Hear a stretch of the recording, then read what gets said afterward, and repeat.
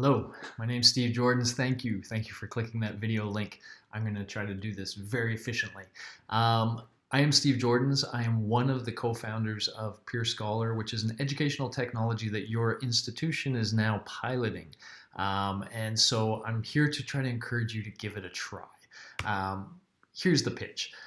Our students are basically entering a job market where their skills might be the primary predictor of their success. That is their ability to think critically and creatively, their ability to communicate and collaborate, and their metacognitive awareness of their own skills and lack thereof.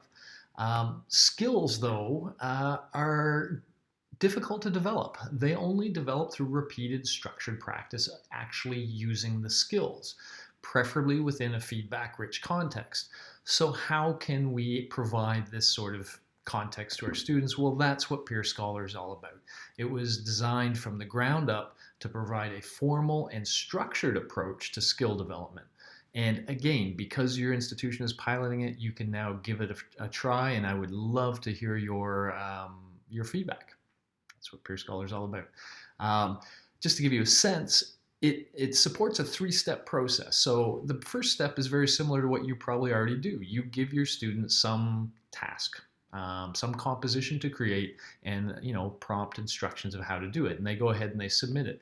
But then it gets interesting. In the next step, they actually see the work that some of their peers have submitted, randomly selected, anonymously presented, and they are now guided through a critical analysis of their peers' work.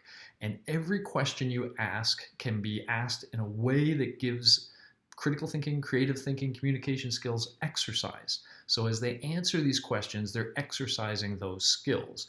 They do this for a number of peers. So all the exercises they get for peer 1, they repeat for peer 2, repeat for peer 3. That's that repeated structured practice using the skills. Now, while they're doing this to a set of peers is doing it to their work as well. So in the third and final phase, the students see the feedback applied to their work. And once again, we walk them through a structured process of critically analyzing that feedback. Once again, they're getting this practice, critically thinking, creatively thinking, communicating, this time in the context of learning from feedback. So first it's giving feedback, now it's learning from feedback. Once again, now they get all this repeated structured practice, and then we say, okay, now that you've had all this feedback, revise your work. Go ahead and make it better and for final submission.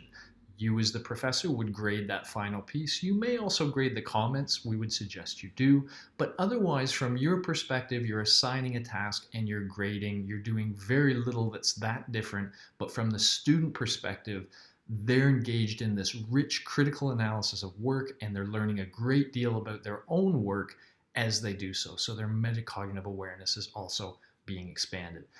This tool supports this kind of process in a variety of different pedagogical contexts. You can have students acting as individuals, and when they're doing that, they can be working on the same prompts or different prompts. In the case study work, they often like them to work on different prompts and then assess across groups. So you have a lot of flexibility in how things happen.